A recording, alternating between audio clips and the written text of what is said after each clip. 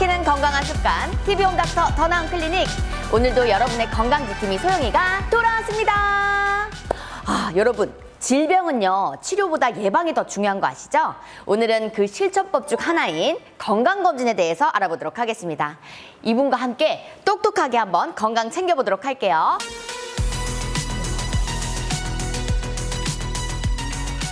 선생님 나와주세요.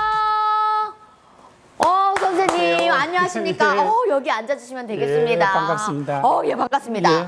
또 여기 나와주셨으니까 예. 인사 간단하게 또 부탁드리겠습니다. 예, 안녕하십니까. 가정의학과 전문의 고을용입니다. 반갑습니다. 반갑습니다, 선생님. 오늘 어떻습니까? 이런 스튜디오와 또 제가 MC로서 딱 여기 앉아있는 절 보니까 어떤 느낌이 드셨습니까? 좋습니다. 박수영 선생님은 웃기는 줄만 알았더니 이런 프로에도 나오시네요. 제가 아주 똑 부러지는 캐릭터로 이미지를 바꿨거든요.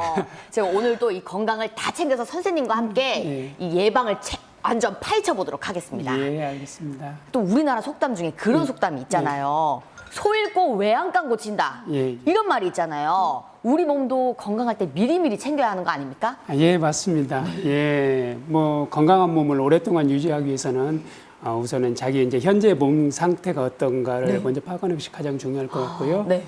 그러기 위해서는 정기적으로 그 의료기관을 방문해서 자신의 현재 몸 상태를 체크하고 네. 또 병으로 진행될 만한 것은 없는지 확인해서 그것들 예방하고 네. 또 조기에 발견해서 치료하는 것, 그런 건강검진이 아주 중요할 것 같습니다. 이 건강검진은요, 우리나라에서 2년에 한 번씩 국가 건강검진이 이루어지고 있잖아요. 저희 부모님도 그렇게 많이 받으시는데 이렇게 2년마다 한 번씩 받는 게 좋긴 한 거겠죠? 예, 당연합니다. 우리나라 이제 건강검진은 꼭 2년마다 하는 일반 건강검진 말고도 전 국민의 생애 주기별로 뭐 영유아 건강검진, 학생 건강검진, 뭐 일반 건강검진 그렇게 해서 잘 프로그램해서 시행을 하고 있습니다. 이게 생각보다 종류가 또 굉장히 많게 건강검진이 있네요. 예, 전 생애에 걸쳐서. 전생에 걸쳐서 거의 일반적으로 건강검진을 받을 때 검사 항목들이 여러 가지가 있잖아요. 그런 항목들 하나하나 혹시 파헤쳐 주실 수 있나요? 네. 그러면 한번 말씀드려 보겠습니다. 네, 좋습니다. 시작! 렛츠 고! 일반 검사, 이제 일반 건강검진에는 공통 검사 항목이 있고 또 성연령별로 각각에 따라서 다른 검사 항목들이 있는데요. 공통 검사 항목으로는 우선 이제 병원을 방문하게 되면 키나 몸무게 같은 신체 계측을 하고 허리 둘레를 측정해서 비만이 있는지 그런 여부를 검사를 합니다. 또 그리고 시력이나 청력 같은 거를 검사를 해서 이상이 있는지 확인을 하고 또 혈압을 측정해서 고혈압이 있는지 그런 것들을 확인을 하고요. 이제 공통 검사 항목으로 또 이제 소변 검사나 혈액 검사 같은 것을 해서 그 사람이 신장 질환이 있는지 또 당뇨는 없는지 또 뭐 그 간장 질환은 없는지 그런 것들을 검사를 하고요. 그걸 다 이제 소변으로 이렇게 소변과 혈액 채취해서 알 수 검사를 있는 해서 거예요. 혈액 검사와 함께. 또 거기다 뭐 빈혈도 확인할 수 있겠죠. 그리고 흉부 엑스레이를 찍어서 그 이제 결핵이 있는지 아니면 다른 흉곽 질환이 있는지 그런 것들을 검사를 하고 치과 검진을 하고 그런 것들이 이제 공통적으로 다 하는 검사 항목입니다. 그럼 이 나이와 성별에 따라 다른 거는 또 어떤 게 또 있을까요? 나이와 성별에 따라서는 이제 가령 남자 같은 경우는 24살, 만 24세 이상, 여자 같은 경우는 40세 이상에서 4년에 한 번씩 고지혈증 검사를 시행을 하고요. 또 여자들 같은 경우는 54세와 66세 때 골다공증에 대한 골밀도 검사를 시행을 합니다. 뼈에 관련된 그런 그리고 남녀 거죠? 모두에서 이제 만 40세가 되면 비형간염 항원항체 검사를 해서 비형간염 그 여부를 검사를 하고요. 이런 것들을 이제 그 나이와 성별에 따른 또 항목들이고 또 나이에 따라서도 여러 가지 뭐 인지기능장애 검사라든지 정신건강검사, 우울증을 보는 정신건강검사라든지 그런 것도 이제 건강검진에 포함이 되나요? 뭐 20대, 30대 10년 주기로 검사를 하고요. 또 그다음에 뭐 생활 습관을 평가하기도 하고 또 노인 신체 기능을 검사를 하기도 하고 그런 항목들이 이제 뭐 나이에 따라서 여러 가지 나이에 따라서 60, 70에 하는 것도 있고 그렇게 따라서 다르게 시행을 합니다. 또 이제 새로운 항목들이 있다는 걸 또 알게 됐는데 근데 또 제가 궁금한 게 이 대장 내시경을 이제 뭔가 좀 막 이렇게 막 아픈 게 없다면은 조금 늦게 해도 괜찮다라는 분들이 있는데 이게 진짜 괜찮을까요?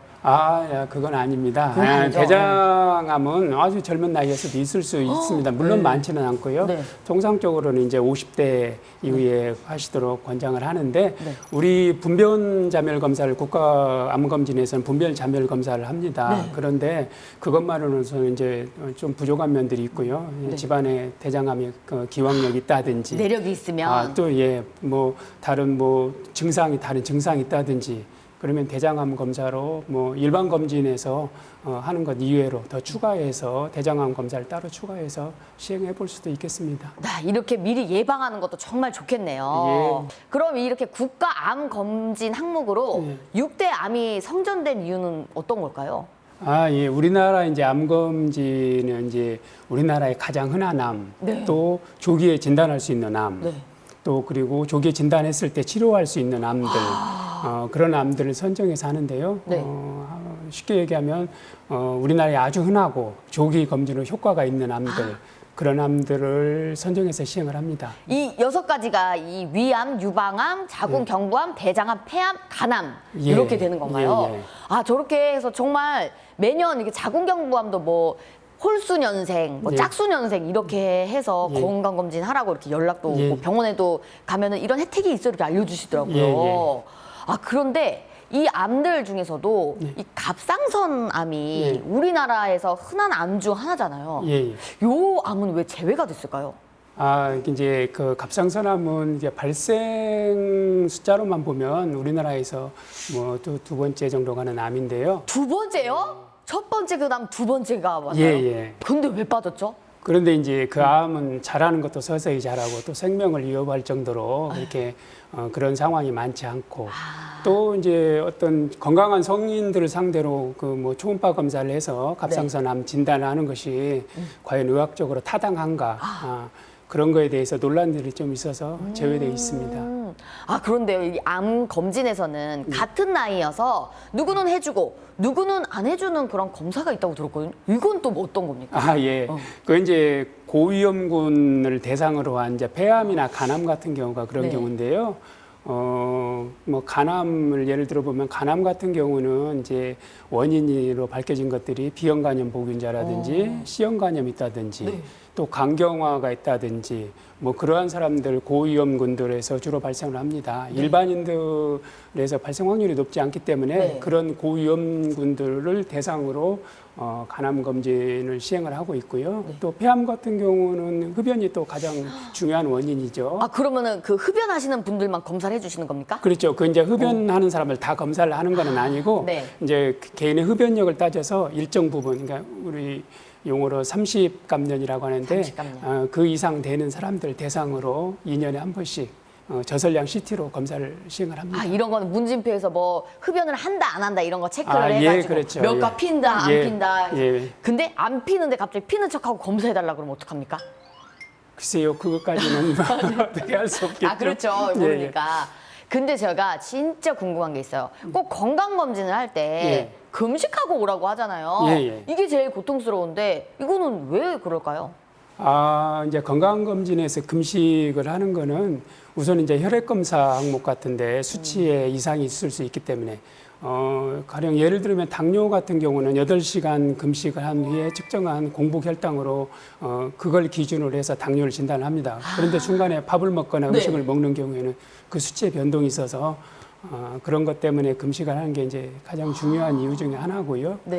또 하나는 음식을 먹은 경우에 위내시경 검사를 한다든지 그러면 보이지 않겠죠. 그렇죠. 또 이제 초음파 같은 검사를 할 때도 갑상선 초음파나 유방 초음파 같은 경우는 음식하고 상관이 없지만 복부 초음파 같은 걸 시행을 하게 되면은 음식을 먹을 때 같이 공기를 먹게 되는데 그 공기가 초음파 통과를 방해해서 검사가 정확하지 않을 수 있습니다. 음식을 먹을 때 공기도 같이 저희가 먹는 거군요. 뱃속에 공기가 있으면 공기가 많으면 초음파가 그 공기를 통과하지 못하기 때문에 가스가 많으니까 그럴 수 있겠네요. 그러면 혹시 커피나 아니면 물이나 담배는 금식에 좀 포함이 안 될까요, 그러면?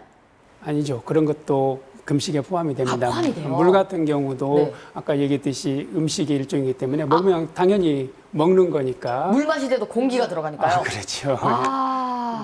근데 이렇게 호흡해서 공기 들어가는 건 괜찮나요?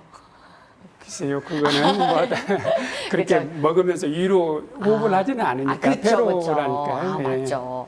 그렇다면 이렇게 혈압이나 심장 질환 등이 있어가지고 복용 중인 약이 있는 분들은 이 약을 중단할 수도 없어서 이런 때는 어떻게 해야 될까요? 아, 그런 경우에는 이제 그렇죠. 이제 금식이니까 원칙적으로 대부분의 약들은 네. 복용하지 않아야 됩니다. 특히나 뭐 당뇨약 같은 경우는 공복 상태에서 복용하는 경우에는 혈당을 너무 떨어뜨리는 저혈당 상태가 돼서 네. 뭐 좋지 않을 수도 있고요. 네. 근데 이제 혈압약이라든지 뭐 심장약이라든지 어떤 그 사람한테 꼭 뭐 그날 먹어야 되는 약이 있다면 그 검사 당일 새벽에 물 조금하고 같이 복용하시면 됩니다. 아, 그래도 이제 물 조금과 약을 삼키는 건 그렇게 큰 무리는 되진 않겠네요.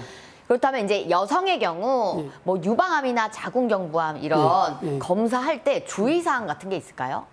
특별하게 뭐 여성이라고 해서 특별하게 주의할 사항은 없습니다. 근데 일반 검진을 할 때 이제 갈미기 여성들 혹시 임신 가능성이 있는 경우에는 뭐 엑스레이를 찍는다든지 뭐 유방암 검사를 할 때도 엑스레이를 사용하니까 그런 것들은 좀 주의를 하는 것이 좋을 것 같습니다. 그것 때문에 혹시 뭐 임신 가능성 있으세요? 이런 거를 물어보시는 이유가 그런 것 때문이에요. 그렇습니다.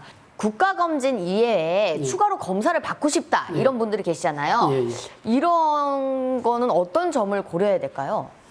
그러니까 이제 국가검진에서 하는 일반 건강검진에서 각 개개인에 대한 맞는 모든 검사를 다 시행할 수는 없습니다. 그러니까 보통 일반적인 것을 시행을 하는데 각 개개인의 뭐 나이나 성별 또 질병의 기왕력이라든지 또 가족력 또 그전 검사를 했는데 언제 다시 검사를 해보세요 하는 것 같은 경우들은 그때 같이 추가를 해서 검사를 하면 도움이 될 수 있겠습니다. 아, 그때 또 약간 조금 상황에 맞게 될 수도 있고 또 안 되는 것들이 있군요. 우리 TV 홈닥터 더 나은 클리닉 오늘요 건강검진 내 몸을 지키는 첫걸음을 알아봤는데요. 선생님 젊다고 해서 방심을 하면 그리고 건강하다고 해서 방심을 하면 이것은 금물이겠죠? 예, 맞습니다. 이제 젊은 사람들에서도 조금 전에 말씀드렸던 우울증이나 뭐 성인병 같은 것도 많이 있고 또 최근에 이제 젊은 사람들에서 증가하는 암들이 있습니다. 가령 이제 여성암으로서 이제 자궁경부암 같은 경우는 우리나라에서 보통 통상적으로 평균 40대 후반에 주로 있는 암이지만은 최근에 이제 그 젊은 20, 30대에서 증가 추세에 있는 암 중에 하나입니다. 그런 것들을 조기에 발견하고 하기 위해서도 뭐 검진은 꼭 필요하다고 할 수 있겠습니다. 건강검진의 중요성을 오늘 다시 한번 비로소 느끼게 되었는데요. 이 건강검진 아직도 늦지 않았습니다. 여러분 올해가 가기 전에 꼭 챙겨서 해보시길 바라겠습니다. 오늘은 그럼 여기서 인사드리도록 하겠습니다. 우리 시청자분들 건강하시라고 마지막 하트하면서 저희 한번 끝내보도록 할까요? 여러분 다음 시간에 만나요. 안녕.